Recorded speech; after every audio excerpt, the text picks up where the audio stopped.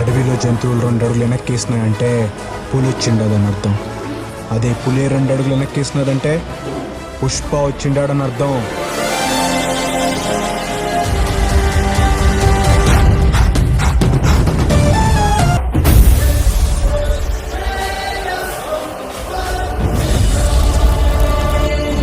శేషాచలం అడవుల్లో పుష్ప జాడ కోసం ఆ చొక్కాపై రక్తపు మరకలతో 8 బుల్లెట్ రంధ్రాలు. మా సర్చ్ టీమ్ కి దొరికింది.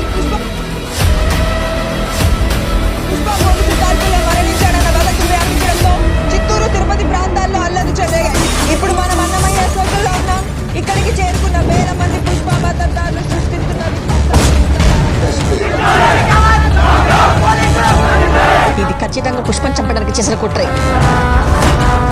అసలు పుష్ప ఎక్కడ?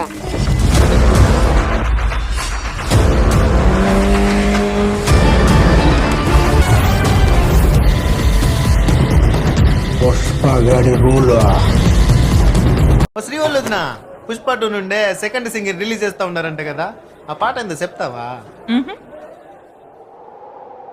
సూసేకి అగ్గిరవ్వ మాదిరి ఉంటాడే నా సారే.